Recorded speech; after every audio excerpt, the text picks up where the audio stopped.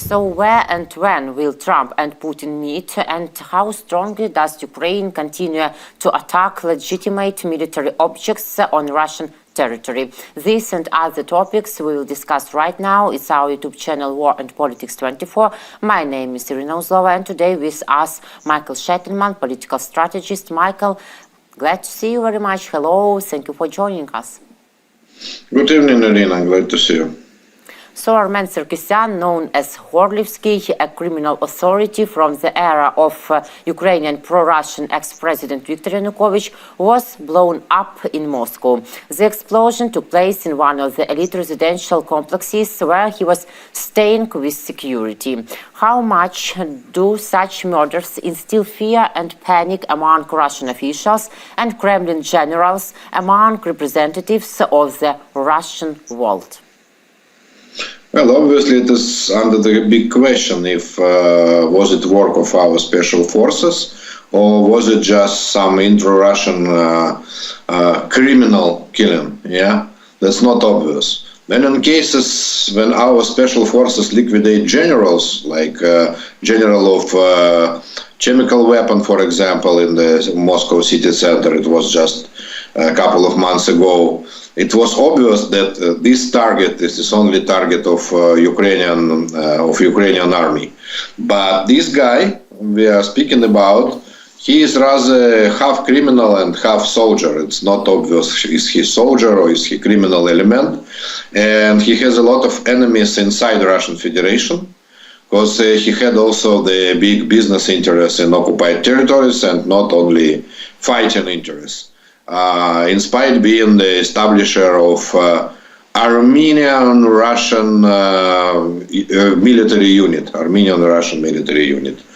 So yes, it is not nice for Moscow citizen to see such an explosion in the city center, and especially in this. It is very famous place. This is very famous. This is like, I can compare that only just to some Trump Tower, for example, in New York, this place in Moscow. And this guy who was liquidated in this building, he just rented an apartment in this building, not owned this apartment.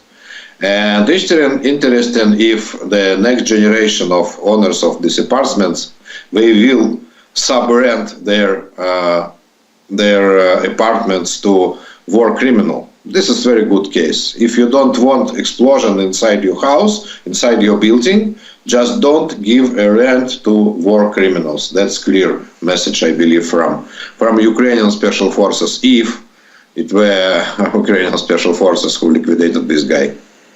Yes, clear rules, but they cannot do it in well, so they have such fate.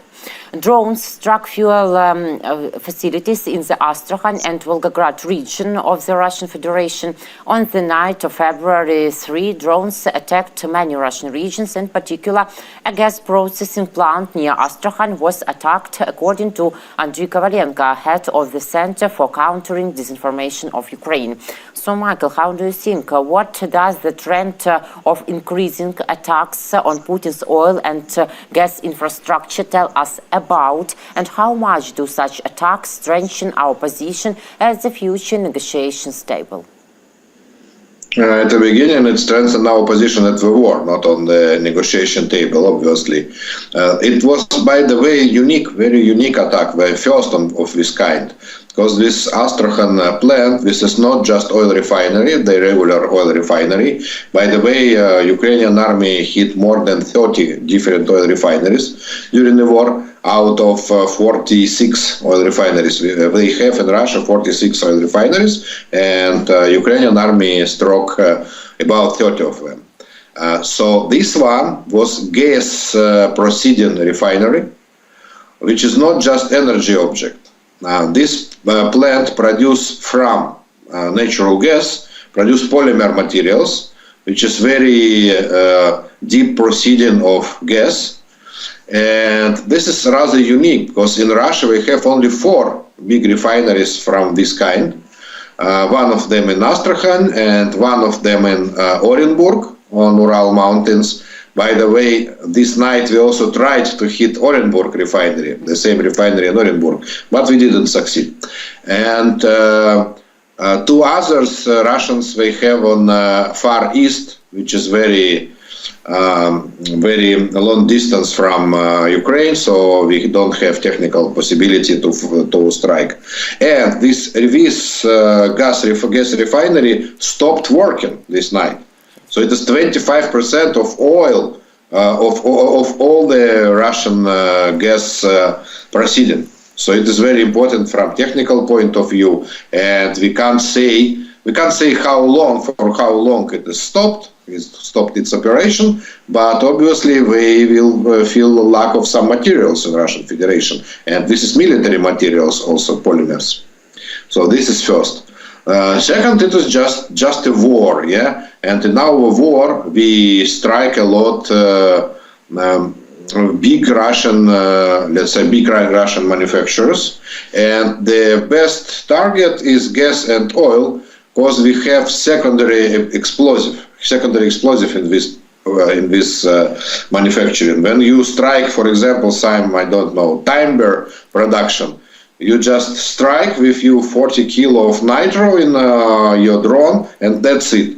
But here in this case, you have 40 kilo of nitro in your drone and some megatons of gas on the place. So you have second, third explosive on the place. So it is very, very effective from just war point of view, from the regular war.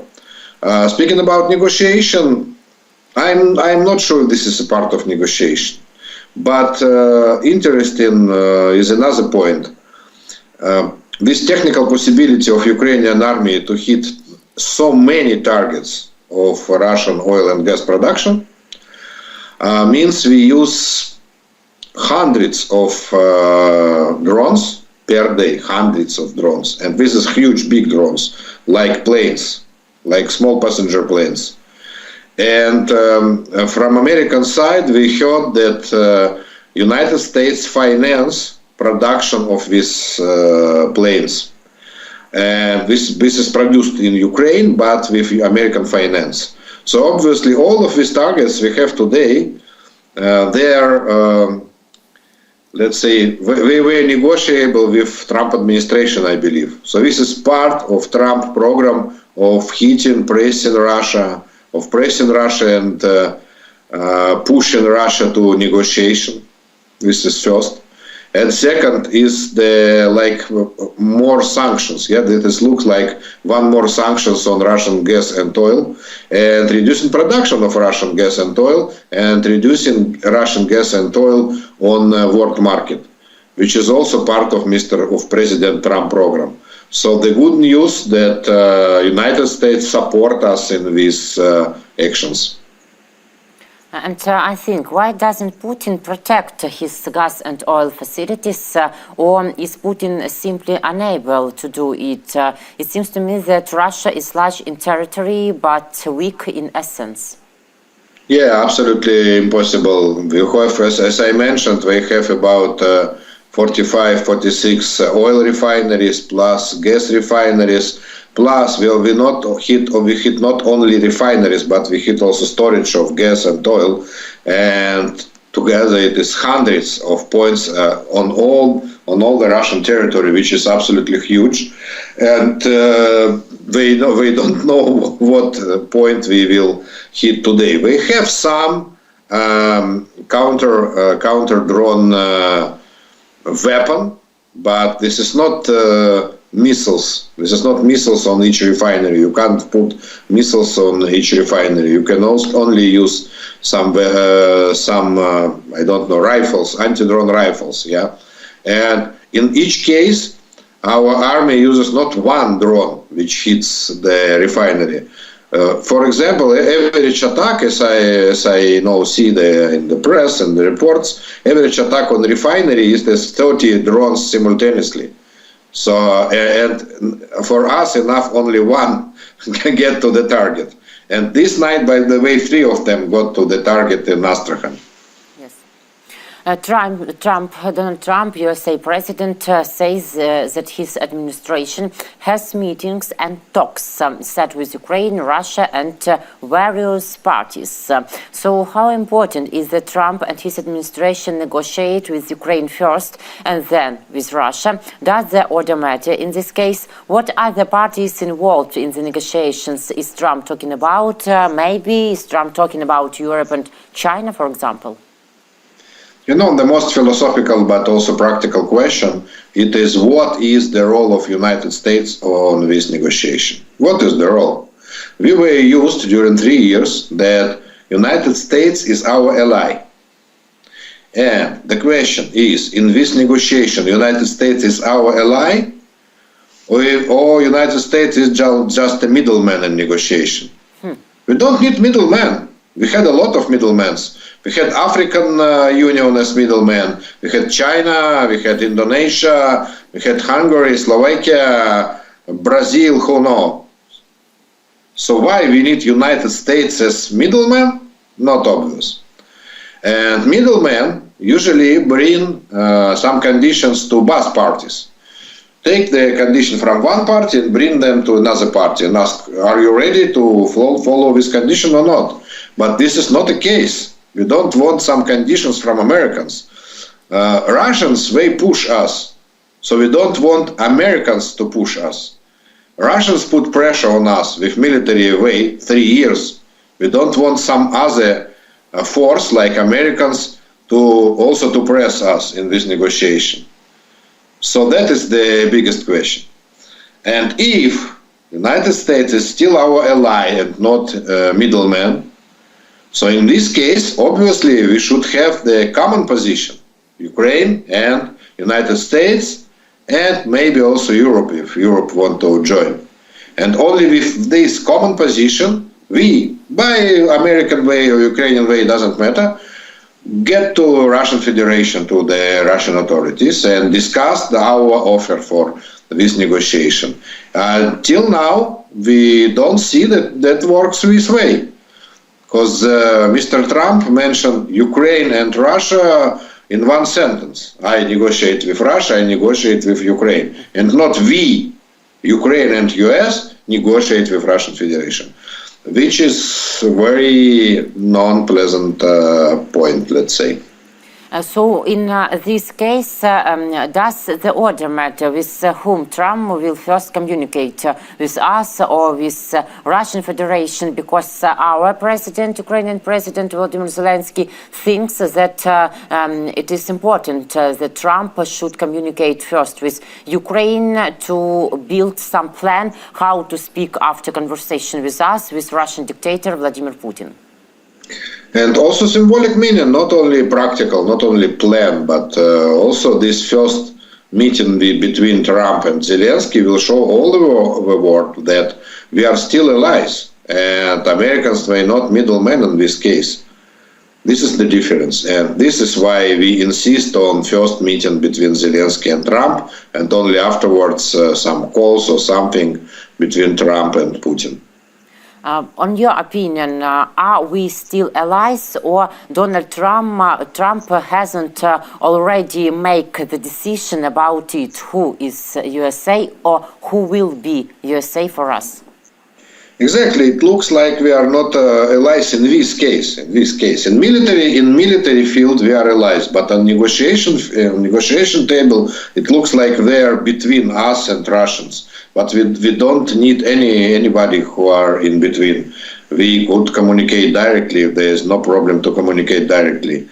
So that is question. But still it is too early to criticize this position, because we just don't have any knowledge, any information. For me, it looks like Americans also does not succeed to negotiate something with Russian Federation. If we had any success in this route of negotiation, we will report that. Because President Trump, he runs to tell everybody that he has some real success. But not in this case. We never heard about any success of negotiation between Russia and US. So I believe we just in the very, very beginning point, or the positions of US and Russian Federation were far away one from other, and they don't have any compromise position. But US President Donald Trump's special representative for Ukraine and Russia, Keith Kellogg, said a few days ago that he thinks that solving of Ukrainian-Russian war is a question not for years but for months. Also, yesterday, Keith Kellogg reported that both countries would have to make concessions in the hope to reach a settlement to the war. Ukrainian President Volodymyr Zelensky has already made it clear that he will soften his position on the territories, and Russian leader Vladimir Putin will also have to soften his position. Over time, and probably in the near future, we will have discussions with everyone, and that is good for both sides, Kellogg said in the television interview with Fox News. Is Putin ready to make any concessions at all? Because judging by his actions, such an option doesn't seem possible. Yeah, you're right. It doesn't look like Putin are ready to some compromise. If we taken as a starting point Putin's position, and Putin's position was proclaimed last summer when he wants 6 of Ukrainian region to annex 6 of Ukrainian regions, and only 2 of them Putin's army now control, Crimea and Sevastopol, and another 4 regions Russian army does not control, and they want to grab it from Ukraine towards Russian Federation. And we never heard any another compromising positions. So it looks like Keith Kellogg makes maximum what he can, but he does not can a lot. But is he right that our war and scenarios of its solving solution about Russian-Ukrainian war, it's really a question not for years, but I think belong to your answer that we are only at the beginning point of this process. I can't predict anything about this, because we really we don't know what is in Putin's head. We just don't know. It is very difficult to evaluate the state of Russian economy first, but more complicated is to understand if Putin cares about state of Russian economy. We can't evaluate state of Russian army also, but again, we can't know what if Mr. Putin cares about Russian army at all. If he goes all in, so he just doesn't care about Russian future, any future of Russian Federation. It looks like that. It looks like that. Maybe this is just a game, or maybe this is his real thoughts. Yeah, and I can't guess, and I wouldn't gamble on any thoughts of Mr. Putin, because he changes his mind every day in his public speeches. I mean, just every day. You know, last week we had a new interview by Mr. Putin, and to his friend journalist. And this interview was organized very interesting because it was organized inside the car. And one of sentences from one of claims from Mr. Putin was that in 2022, then just full-scale war started, the only conditions from Putin's side was for Ukrainian forces to withdraw from Lugansk and Donetsk regions. That's it.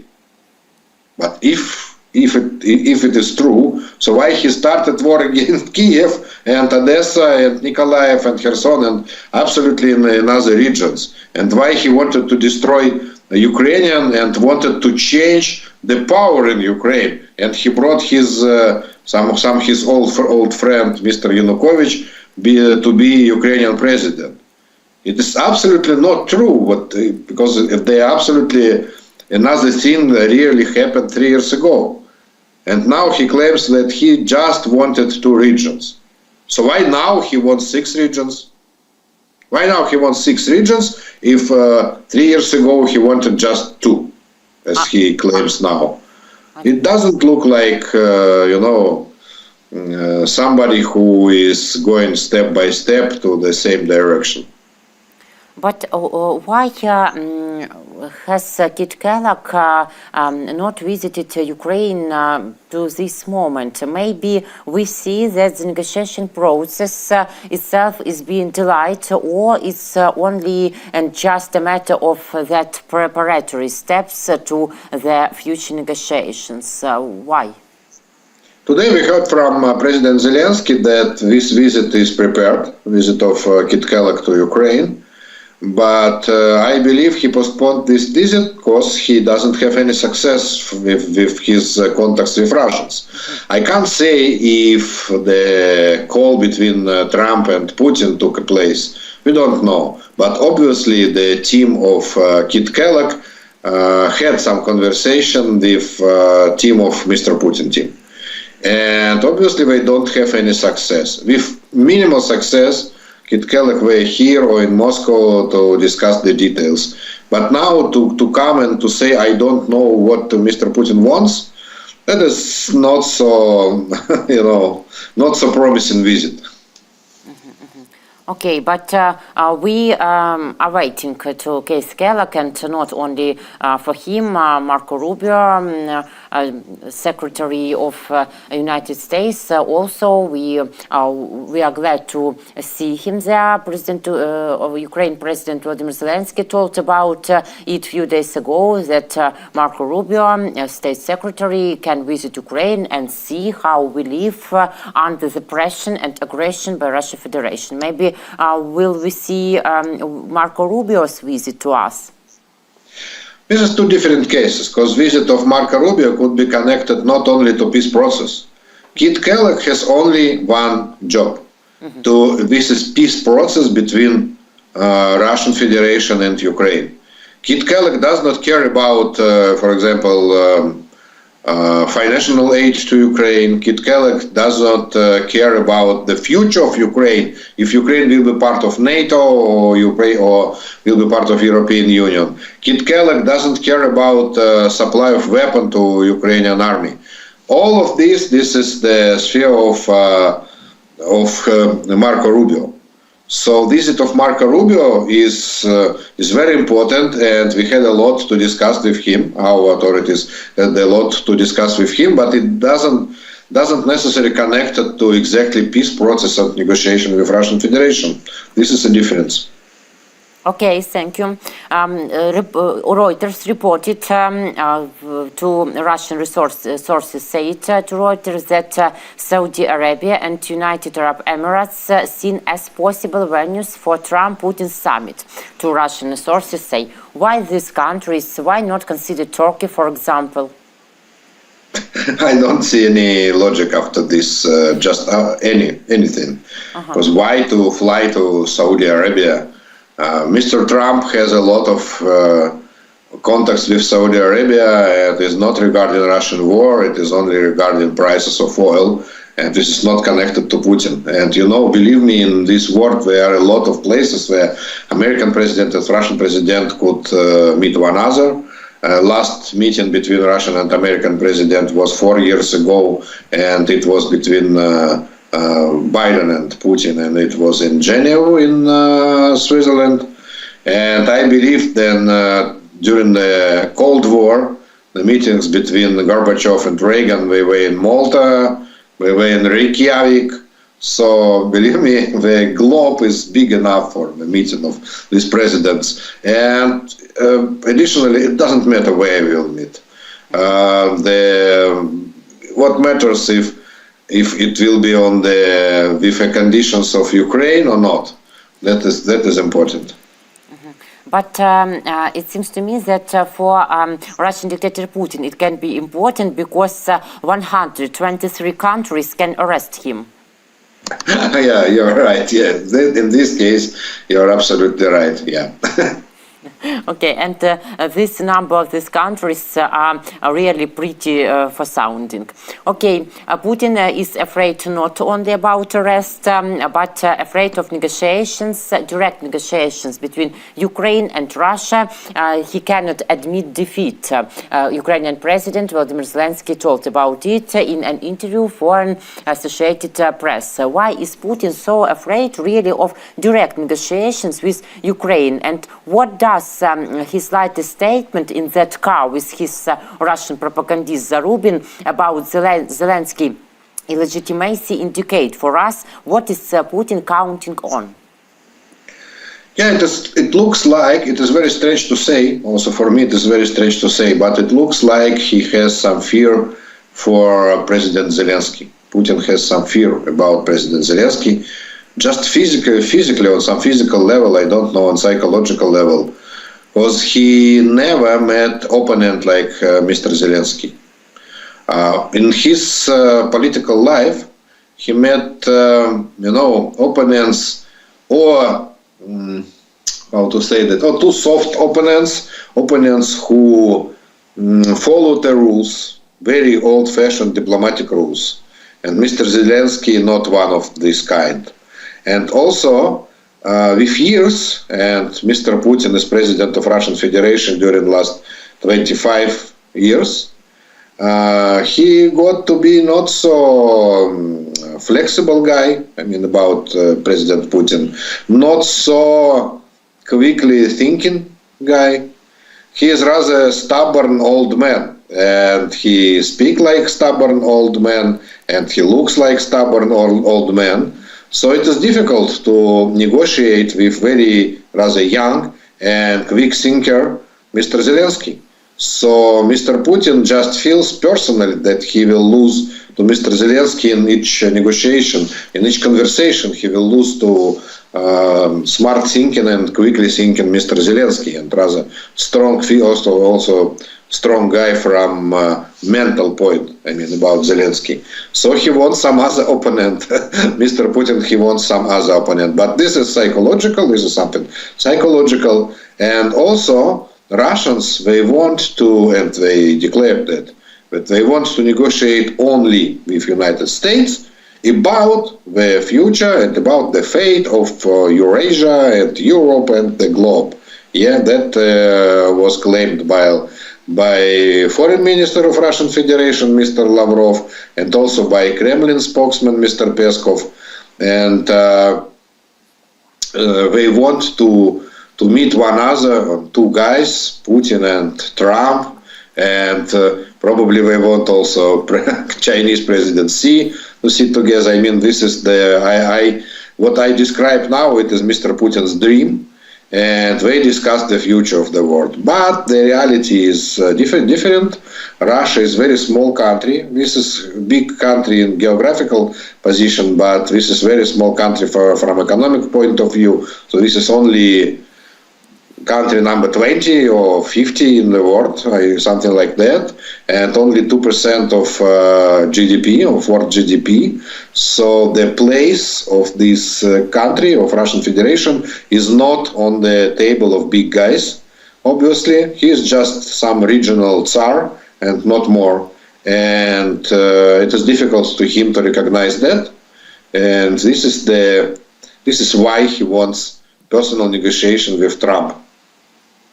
Stubborn and stupid dictator, and he's really awful.